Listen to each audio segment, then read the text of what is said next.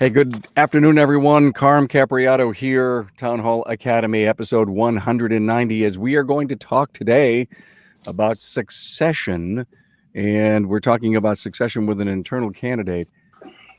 If you're a fan of the show, you know that we've been doing a lot of podcasts lately on succession. And we've got a great panel for you with an internal candidate. Glad to have you here. Hey, listen, I know we're just a little late, a few technical difficulties, but it never hurt anyone. Just in case you are with us, and while you're watching this, even if you're watching this over the weekend because you stumbled upon it, or you were just, hey, I couldn't do it today. Lunchtime, I had a busy Friday, and you watched it over the weekend. You could all actually watch this live on my website, on my live page. But if you're with us, give us a comment. Tell us what city you're in. Give us a like and or a share. Glad to have you here. By the way, the show is sponsored by two great supporters. And I want to tell you just a little bit about Shopware. Now, stop, excuse me.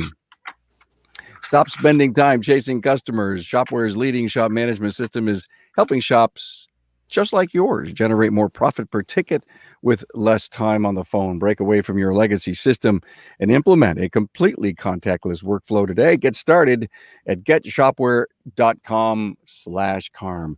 And does your social media truly represent your shop, or is it just plain vanilla generic posts? Well, it doesn't have to be that way. The experts at Shop Marketing Pros listen and create social content that connects you to your community. shopmarketingpros.com. Hey, I want to say hello to everybody. Hi, gang. How are you? We're well. Very well. Thanks, Well, Carm. I have, this is a great panel. I have to thank Bob Ward from Perpetual Business that pulled this together. I was talking to Bob, I don't know, maybe 4 or 5 weeks ago, and he goes, Carm, I have a couple of great guys that would love to come on and talk about this. And Bob Ward is from Warden LLC, perpetualbusiness.co. Right, Bob? .co. Exactly. Coaching consultant, and apparently you pull this deal together. Steve LaFeur, Prescott Import Car Services. Hello, Steve. Hello, Carm, Dave, Bob. Glad to have you here, and thank you so much. The reason we're a little late is Dave had some huge technical difficulties, and thank you, Steve, for carrying him over the line. Appreciate that. We're a team. We are a team. That's all I can say. Apparently, yes. We'll know that a whole lot better here near the end of the show.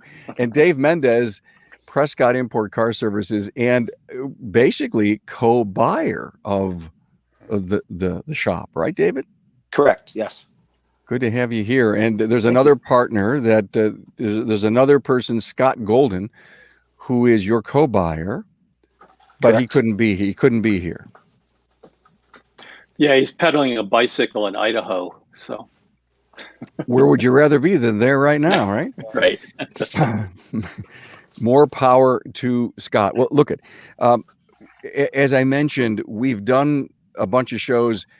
Town Hall Academy 183. Bob was back here in the studio. We recorded a great episode, First Steps to Selling Your Business. Thank you for doing that with us, Bob. That's right about 7 weeks ago. And just 2 weeks ago, we did another family succession. So that's an internal candidate with a family member. And that was just 2 weeks ago. Why have I been so hepped up on succession? Why? I don't know about you, but I think the pandemic gave us time to think about stuff. I think it gave us time to think about, mortality, or will the end ever happen? And what am I doing about my future? And which is why I have been on such a punch with this. I come from a family business. I get this. I bleed this. I understand it. And I am worried that and Bob, you have the answers to this. What's the percentage of small businesses that don't survive and they have to liquidate? Well, a generation ago, only about 35% of small businesses continued beyond the current owner. In the most recent generation, only about 15% survive the departure of the current owner, whether it's death, disability, or more happily, they retire, they're ready to leave, but there is no buyer. So 85% just go away. And the truth is, they'll either liquidate, they'll sell, or be sold, or maybe just close and never worry about the stuff inside. Well, there are only two choices. Every business will be sold. It'll either be sold as a liquidation, or it's going to be sold to an inside or outside buyer. There are only two choices, but every business gets sold one way or the other. How do we convince owners who started their business, some of them 20, 30 years ago, some of them tomorrow, that they need to start planning for the sale of their business on day one? How do we help them with that? Carm, that is the question that remains on everybody's mind who is in the business of money management, just business coaching, consulting. It's something that is known to everybody. We are all going to leave this planet, all of us. We also are all going to stop working one day. So the question on everybody's minds should be, at a young age, how am I going to retire? How will I ever stop working? It means I need to save some money. I need to have some assets that will help me through retirement. Yeah. Same with business. That is an asset. How is that going to help me in my retirement? Well, you need to plan for it. It won't just happen when you get to age 70 and you've got a big savings in your retirement plan, or you got a buyer waiting to give you a check. I don't know how to get people to start early, Carm. I really don't. Well, but at least what you do is you get up on your little soapbox often and you preach about that, don't you? All the time. And every once in a while, you hope someone listens. Steve did. And it becomes their constitution. Listen, I have a really, we can see the comments, and here's a Facebook user, did not have a chance to put his name in there. Great question. How can you start planning a succession if the owner doesn't know? And I think to the point where we think that one day we're going to die in our business, or let them worry about it, whoever the other people are that they have to worry about, family, which is a terrible burden to put on anyone. But no one thinks that they're ever going to stop doing what they're doing. It's going to go on forever. Steve, did that ever happen to you? I mean, you're in this great position, and was it Bob that just kind of kept nudging you one way? What's your earliest recollection of planning for exiting? Well, yeah, I'll tell you my personal experience, and probably like a lot of other shop owners too, that we work so hard at starting our business and getting it going and keeping it going, and then we're amazed it's if we're lucky, we're actually providing a living for ourselves and our family and so forth. So I've had my business about 35 years, and about 15 years ago, I watched another shop owner sell his shop, and he sold it to somebody. He came in from California, had money, loved cars, but had no experience in auto repair or running an automotive repair business, dealing with customers and so forth. And after a couple of years, that business just kind of became a shell of itself. The customers were leaving, the employees were leaving. And I saw another instance where kind of the same thing happened. I said, I don't want that to happen. I worked too hard for this. My employees have worked too hard for what we have. And I'm kind of an inclusive owner. I've always given my employees, the ability to make decisions and so forth, make, for themselves and so forth. I always include them in that. And I wanted them to somehow be able to run my business. And I had met another shop owner through a focus group, a 20 group, if you will, that I'd been in for some time. And he devised a system where he had a couple of shops, and he'd hired a couple guys to manage them, and with the idea that they would be the future owners.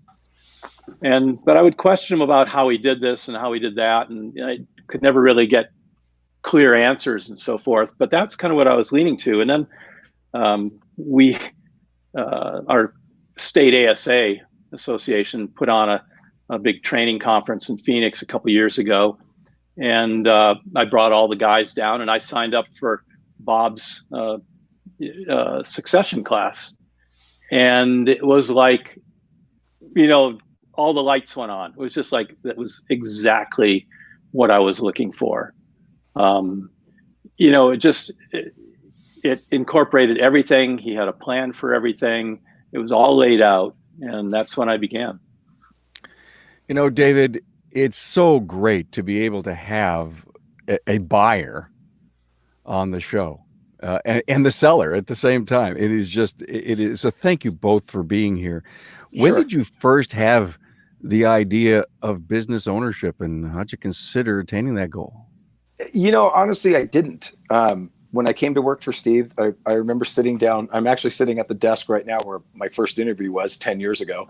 And I remember sitting across the desk and we were chatting, and he had mentioned that somewhere down the line that he was thinking of, passing the business along. He just had that forethought. And I just, listened to it because interview. And it didn't really kick in until about 5 years ago. And I remember Steve and I and his wife, Patty, and Scott all went to lunch at a restaurant here in town. And that was the first serious conversation that we had. So it sort of became a reality at that point. So it never was a real thought of mine until then. Since then, however, it has become a complete grasp for me. I've dove in with both feet, try to be involved in all aspects of the business now. It's an evolving situation that we have, and it's enjoyable, nerve-wracking, but enjoyable. Maybe it's great that it's nerve-wracking, because that means you're being careful, right? Right. You're trying to get the assurances that you're making the right decisions and that you're learning a lot. But I love one of the things you said. It was 10 years ago at this desk that you had your first interview. And was that the first inkling that you got from Steve that one day he would like to retire? Of course, yeah. He actually made that statement that there is ownership coming in the future. And we talk about this on the show, Bob. It could be you that may have brought this up over the years that we've talked. And I have to say, here's the proof to everyone who has listened to this show, has heard coaches say, the next time you interview someone at any level for any position in the company, ask them what their plans are, and that you ever consider ownership of a business someday, and then sit on your hands and listen. Well, Steve, I got to ask you, what a bold, great question to ask. What did David say? I think he just kind of tucked it in the back of his mind at the time. Excuse me. I was, we're a small shop at the time, and I needed a service advisor, and I knew he was available, and he'd worked in another shop in town. And so I was pitching him pretty hard to come work for us. And so I don't really specifically remember saying that, but I'm glad David remembered that and caused him to stick around. But that's kind of the beauty of it, is that when you give people the possibility of getting something more than just a weekly paycheck, then certain people will stand up and raise their hand and say, I'm in on that. This is a great opportunity. This is someone that's understands that it's more than just about a weekly paycheck, and that he wants to include me in the business. So, Steve, do you remember you saying that to David, and then, as he was mentioning 5 years ago, then in 5 years, take me, both of you, to that moment where there was serious discussion? Bob, chime in any time, Bob, because I'll let them start, and then I'll follow. All right. Yeah, we'll see if I remember. But I came back from taking that class with Bob, and I was just I said, this is it. This is what we need to do. I want to say that was July of 2017. That sounds right. Okay. Yeah, and we'd all gone down. Technicians were taking technical classes. Dave was in a service advising class or something, and anyway, so then we got everyone together, and I said, look, this is, I want to embark on this. I think this is can be a sound program to give you guys ownership if you're interested. And you know, that's a big step, and it's also a big thing to think about. But the way Bob works it, there's 4 basic steps to begin with that you have to go through. You know, you have to discover what the business is about. You know, what is the business, and is it making money? What's its value, and so forth. There's a whole bunch of steps that go through. So I kind of explained that to them, and they were ready to go. So, David, your recollection? Pretty much the same thing. The lunch that I was talking about, it happened previous to Steve meeting Bob. Right. It was just kind of an impromptu kind of, let's get together and talk about things. And then it got real serious after Steve went to the session with Bob. And it has been pretty seamless at this point. Bob makes it very easy. He's always at the ready to talk if we need to talk to him. So I mentioned it was nerve wracking, and it is, but he helps to calm those nerves and be a little more, helps us be a little more intuitive of what's going on from the day-to-day deal.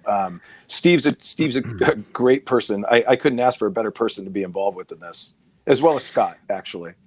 Yeah, so I'm very fortunate. Let me tie this together, Carm, and help answer some of the listeners' questions about how do I begin? I have no clue the pieces and processes. I just know that I'm going to leave one day. There's always a place to start, and the starting place is the realization that I will be leaving, and ask the question, what will be the fate of my business if I don't come back tomorrow? So tragedy strikes, or I just decide I'm done, I'm leaving, I'm moving to the Bahamas. What will happen to my business? And knowing the answer to that, which generally is, it'll go away, it'll be done, it'll be finished within a month or months, it'll just be gone. The realization should be that call to action. I need to now plan today first for just basic continuity in the event of tragedy. Who's going to write checks? Who's going to make decisions? How is my family and employees going to be stable while things get figured out? That's a basic business continuity plan. In the bigger picture, it's what Steve, Dave, and Scott went through. Steve realized, I need to plan now. He started thinking about it 10 years ago, and he started getting information and doing his own research and due diligence. And he did go to one of my presentations, and I laid out that it is a relatively easy task. There's nothing, super complex about it. It's just a matter of taking it one step at a time. What do we have to work with? What's it worth? How do we finance it? Put the legal details together. Those are the 4 steps. And it's a process. And Steve realized that the odds of selling it to a cash buyer outside the company are almost non-existent. And further, as he mentioned, he values his people. And the people are the company. It's not the stuff inside the building, it's the people. And Steve made a conscious decision. 1, I'm going to plan. And 2, I'm going to give the people who made my business and made it profitable and stood by me through good and bad, I'm going to provide an opportunity if they want to do it. And the key to who wants to do it and who's going to get that opportunity should be based on their passion, their commitment. You can solve for anything: money, timing, education. You can solve for all of those things. You can't make somebody be passionate and driven and committed. And Steve had Scott, master technician, who's, I believe, has been there a little longer than Dave. And Dave's a service advisor. So we've got a great technician on production, great service advisor. They get along. They're passionate about being the owner. Everything else we can work with. And Steve just grasped that and gave them all the tools: education, authority, responsibility, coaching, mentoring, all the tools to have them grow.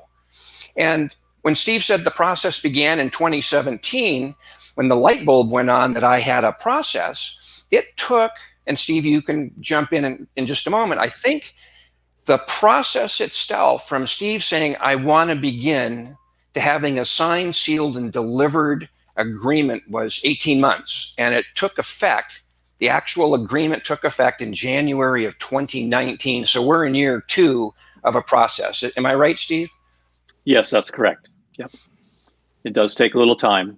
And if I can jump in a little bit, like you said, the biggest challenge in doing this, even though it's laid out nicely, discovery, valuation, financing, and details, psychologically, we all have to adjust to the reality, from going from being a technician every day to being an owner. And what do you think about? What do you do? And as from a service advisor, like, now it's not just the customer and the technicians, it's other things to think about. So it can be a little daunting, and it takes a little while to work through. But, again, time, that's why it takes a little time. And that's why there's a solid process behind it to back it up. I often use the analogy of getting married. A business partnership, buy-sell agreement, is analogous to a commitment to get married. And you don't just decide on meeting, one day we're getting married today. Some do that, but that's pretty uncommon. There's this dating process. There's this discovery process. And the ultimate goal is for everybody to feel comfortable, confident, and that drives the commitment to get married, figuratively, or sign that agreement. We're doing this because we know it's the right thing to do. We did our homework. Yep. I'm sitting here really wowed by this great discussion, and with, I think, so much great motivation. But I take the biggest thing that I'm taking from this is the passion of the people. And I do want to get back to that in a second, but I want to give a high five again to our great supporters of the show. Hey, does your social media truly represent your shop, or is it just plain vanilla generic posting? Well, it doesn't have to be that way. The experts at Shop Marketing Pros listen to you intently, and then they create social content that connects you to your community. And our great friends at Shopware, you got to wow your customers today. WOW, wow them. And keep your distance at the same time. Even while staying 6 feet apart, Shopware's innovative technology will help you move cars through safely and efficiently. Completely digital workflow allows customers to review, approve, and pay for repairs all in one place. Request a demo at getshopware.com. Hey, you said, David, a few moments ago, it was nerve-wracking. And can you help me understand, was it the gutsy decision that you knew you had to make? Was it family? Was it wife? What was the nerve-wracking part, if you care to share? It wasn't, it was just the thought of being an owner, because for me, being a service advisor, I feel responsible for the entire business anyway, from top to bottom. I mean, I feel responsible for Steve and his family, the technicians and their family. So it was just the thought of having my title change from service advisor to owner, which I've since come to grips with. It's just was kind of a awe feeling. Was it part of a risk that you knew you were taking? Not really for us, because of the way Bob has set this up. So it wasn't that wasn't it. That part of it is like I said, seamless. It's very easy to comprehend and deal with. It's just now feeling more responsible, I guess, for the business and the people that are inside the building with us.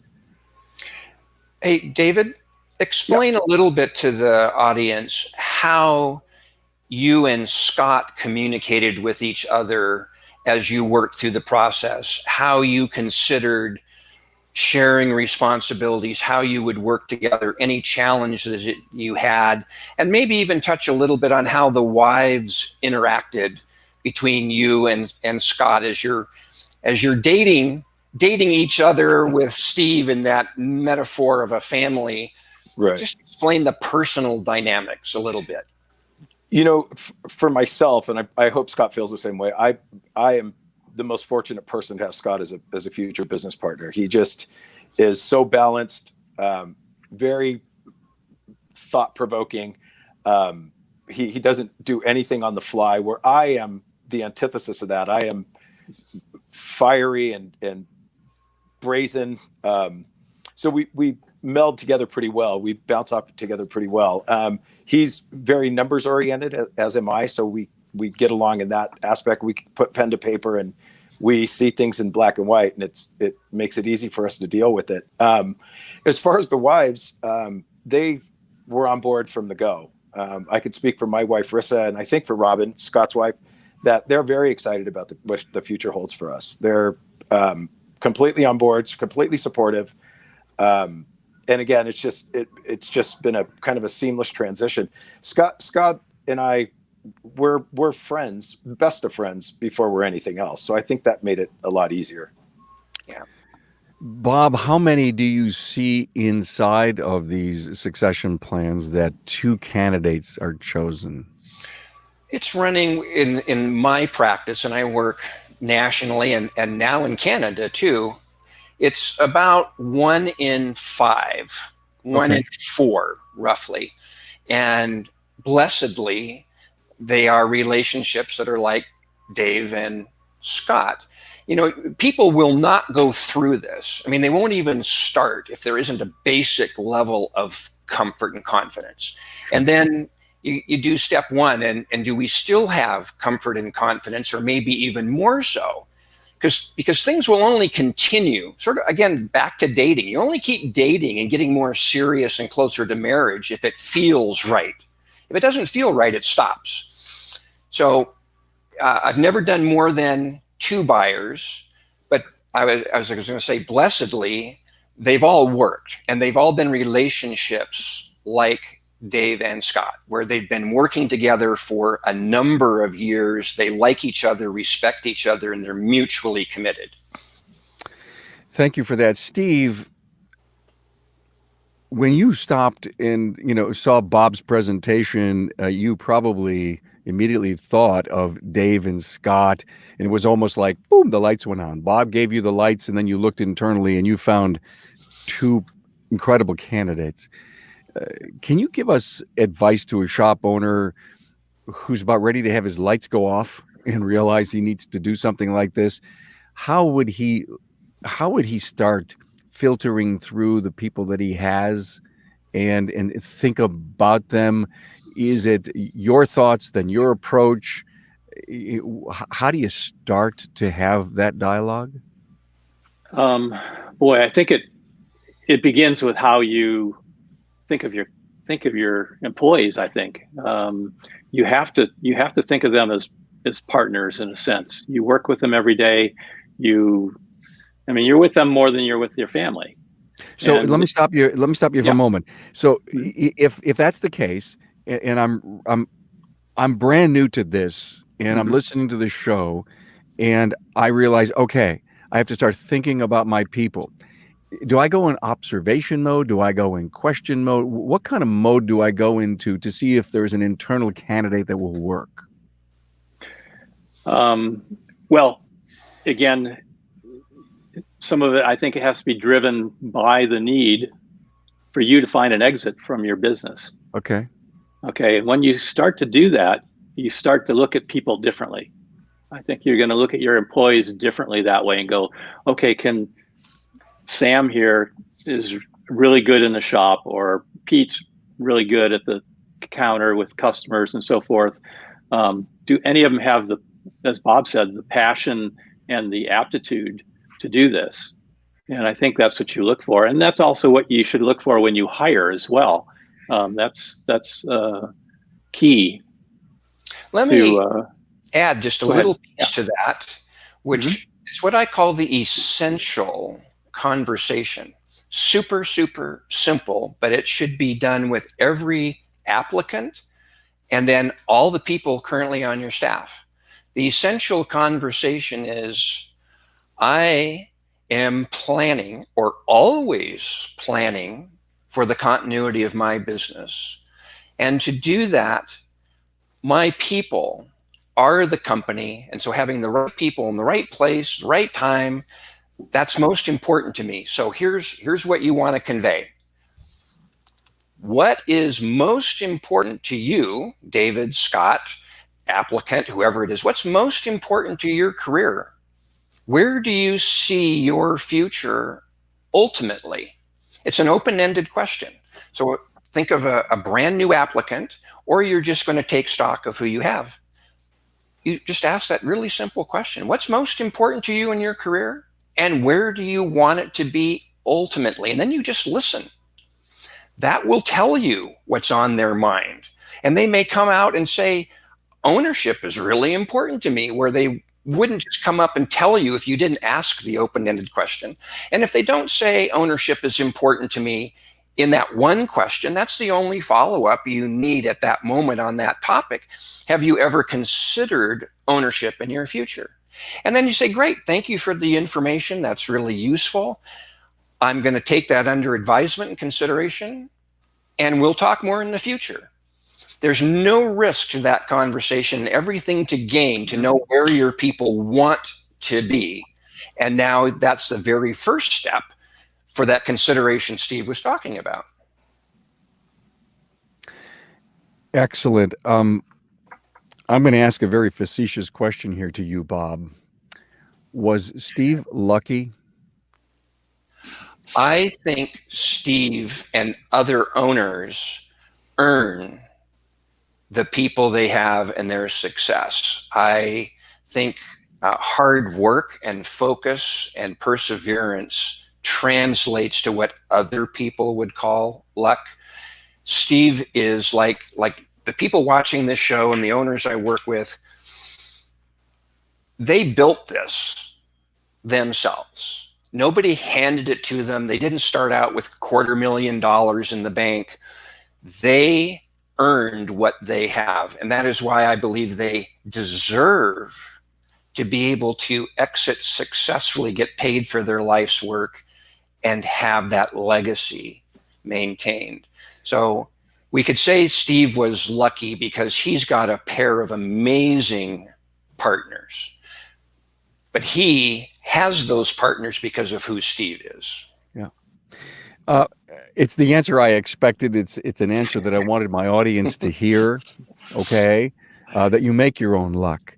So Steve, to the other shop owners that are out there, I get this thing. Okay. I'm looking around. I'm doing first blush here, and I don't see anyone or anything. I may know the answer to this question, but where do I go from here? Sounds like you need to find some more people or new people, perhaps. Yeah, but wait a minute, Steve. I'm 60 and I don't know if I have time. and oh my God, what do I do? Can I actually sell this to an outside candidate? Is that an option? Obviously, it's an option, right? Yeah, it's an option. The thing about the outside candidate, as I was saying, is the reason I didn't want to go that way is because not only are your employees important to you, but so are your customers. And the outside person has no knowledge of your shop culture, your culture, how you relate to your customers, how you relate to your employees, and so forth. That means nothing to them. You're just numbers. And that's very valuable in a small business. And so I can't stress enough to owners that is the key in a small business is small stuff, employees, customers, personal relationships. I love his answer, Bob. I mean, Steve is saying, I'm selfish. I don't want my people to change or get hurt. I want my clients to be as happy as possible. I've built all this and I don't want it to go away. Right. But it requires that planning. And the earlier you do the planning, the more success you're going to have in getting it done right. So I want to add one little piece that maybe didn't get answered there. If you don't have somebody, nobody says, I want to be an owner, or you realize nobody has the aptitude or they don't have the drive, well, then you do need to go find somebody. Yeah. And if your ad contains the sentence ownership potential, just has to have that possibility of ownership. You could be advertising for a technician, a service advisor, a manager, a controller, any position. And if in the ad it says possibility of ownership, that's absolutely 100% true. You're going to be selling the business one day. Someone else is going to be the owner. If the ad says this, you may attract a candidate that you would never attract if you just said, I want a general manager, a technician, or a service advisor. They already have great jobs, but maybe they don't have the possibility of ownership. So that should always be discussed. And then to Steve's point, you just don't want to bring somebody from the outside and 3 months later start on a sale process, but you would bring them in to fill a needed position with the discussion up front that there is an ownership possibility provided everything else is working out. And maybe that serious discussion wouldn't begin for a year or two after that person has proven themselves. But the owners need to know you must start planning if you're going to successfully exit your business and be one of the 15% that it works and not the 85% that just shuts it down. Wow, the pandemic, I think, has really brought every proven base case of the advice that our coaches in our industry and owners in our industry have been preaching over and over again, right? You've got to have cloud-based, you got to have a DVI, you've got to have great culture. I mean, go down the list of how, if all of that was in place, how the businesses has survived during this 7 month, pandemic, and all the different states and all the different requirements that are going on. And I look at succession, having been in this. Hello, it might be too late. It's like, whoa, you kept pushing it off and pushing it off and pushing it off. And we know what the average age of our owners and our technicians are in this industry. And I think we're coming upon a very interesting crisis of what do we do now for the shop owners that have 1, 2, 3 places. I mean, they're just saying, whoa, this is great. I'm going to go out and get some locations or buy some businesses, and some at rock bottom prices, because there's been nothing done internally to shore up great businesses so that they can succeed and bring value to the customer. And this dialogue continues to prove the importance of all of this. I've got a great question for David, if you don't mind, Sure. Carm. Oh no, please go. Dave, talk to the audience a little bit about how this staff reacted to the knowledge that you and Scott were going to be the future owners. How did they react?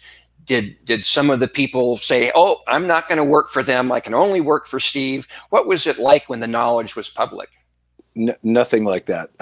This crew that Steve has put together here has been together, but the newest guy is 2 years, but for the most part, the core people have been here in double-digit years, of which I'm the youngest of 10 years. So we've kind of grown up together, so to speak. And Steve's cultivated a family-style business, so everybody gets along. I mean, we get in arguments and like brothers would, but for the most part, everybody was encouraged and happy. They know that somewhere down the line, there's a possibility that they'll be the next in line. So that's something to look forward to. They're all quite a bit younger than Scott and I. So it's exciting for them as well. But never a sense of animosity or jealousy or anything of the sort. Everybody jumped in with both feet. I'm sure we're all going to be sad when Steve goes. But I'm hoping it's a pretty seamless transition because of the length of time that we've all been together. That's just the way it should be. Hey, great. Listen, let me take one more stop to thank our supporters, and let's come back and try to put a really nice bow on this thing. Hey, do you know it's as easy as 1, 2, 3? Well, Shopware's shop management system allows customers to review, approve, and pay for all their repairs all in one place. Keep your staff and your customers safe while maintaining profits and keeping your customers happy. Learn more at getshopware.com/Carm. And when someone searches for a shop, who are they finding? Your competitors? Well, it should be you. The good people over at Shop Marketing Pros know how to drive website traffic and make Google work for you. Go to shopmarketingpros.com on the web. Hey, team. David, I want to stick with you right now. Sure. I think the most important question that I think Bob Ward has probably asked you in the past, but if you're willing to share, when will you start planning your succession? You know, it was funny. I was thinking of that as Bob was talking, and I'm thinking to myself, you know, we probably have, I'm not sure how much time we have left before we are in the position to start doing that. But for Scott and I, and it's really due to our age, for Scott and I, it'll be immediately. As soon as we're able, we'll start the transition. Very, very interesting comment. And Steve, you don't have to share this if you don't want, but this transaction is working. You guys are all partners, and there will be a point in time when Dave and Scott will be majority. Is that right? Is that how that will work? Yes, correct. Mm-hmm. And then they'll take over management. Fully take over management from that point on. So. What are you going to do after that? Hang out? Well, I've been working on that. You know, as it is now, I come in and spend about maybe 4 hours a day at the shop. But again, with the pandemic and so forth, I spend the mornings exercising or getting out on my bicycle out in the forest, or playing some tennis with some friends or something. So I'm easing into it. So you're giving the guys room to grow. Yeah.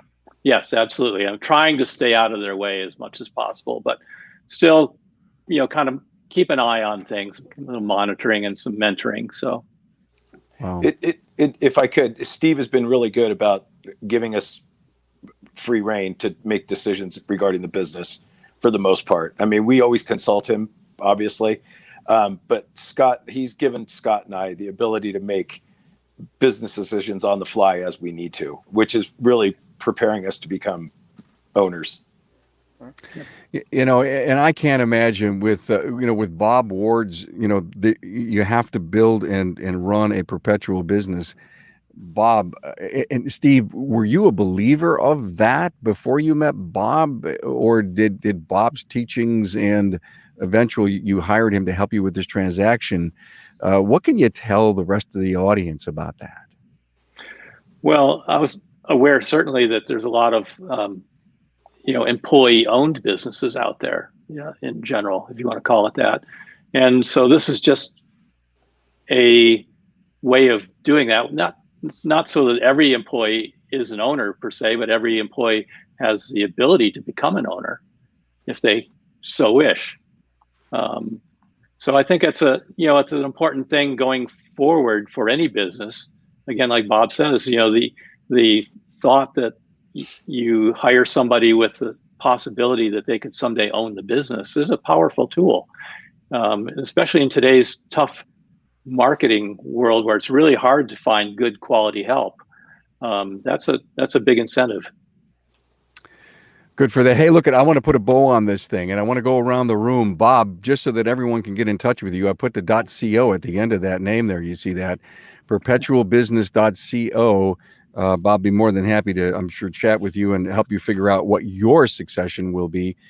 This was great. We've done a whole bunch of shows now recently on this. I so thank David for coming on, as an internal candidate. Deal done, right, David? You're just working out the details. You're building equity, making profits, right? Just dotting the I's and crossing the T's at this point, I guess, huh?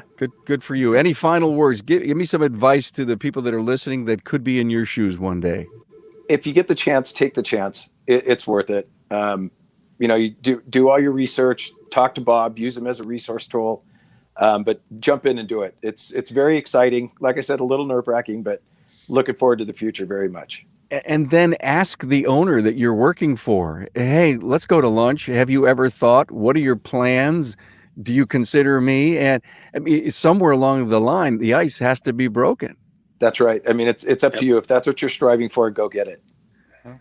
Well, and from your perspective, Steve, a final discussion to the owners that are out there, but I guess the owners out there have to present that they're open enough to be able to have their people come to them with this thought.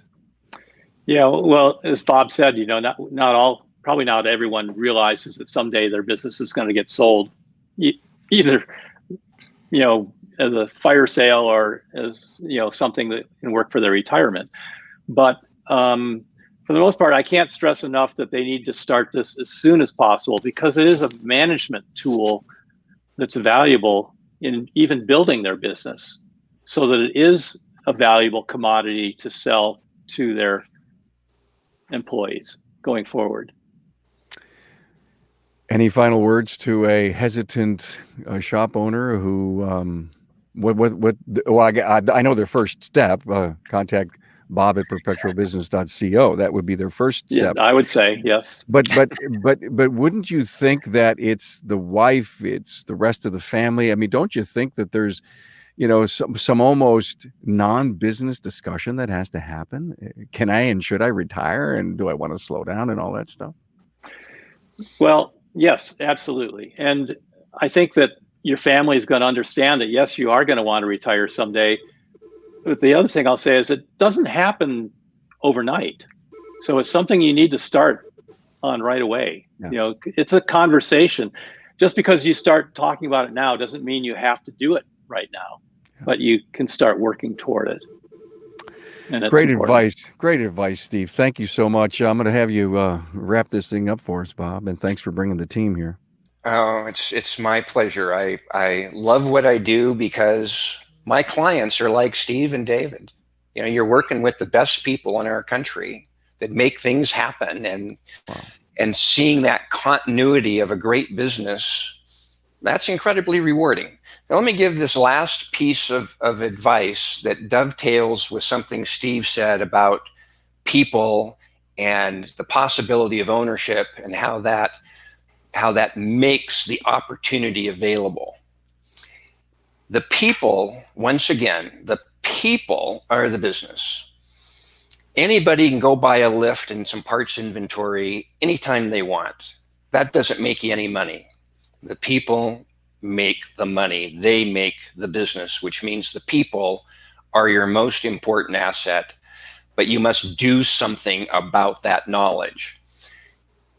I have a philosophy that business owners want to have, and I'm going to say they must have, an ownership culture in their entire company and build their company around the people as if all the people, everybody, was an owner in practice, if not actual fact, so that everybody is treated as a partner with knowledge of where the business is going, the tools to get there, the information to know if we're making the progress, so that the whole company is being built as a partnership. There will ultimately be owners in fact, like Scott and David. They're the new owners.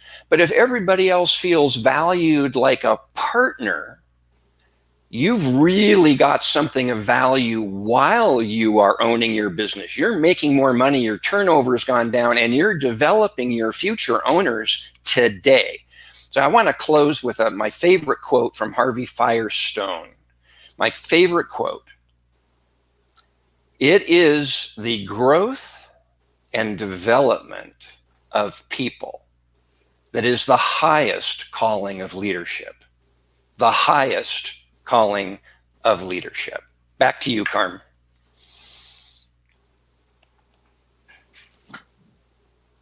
Whoops. I think you got muted, Carm. Yep. Carm, you got yourself muted.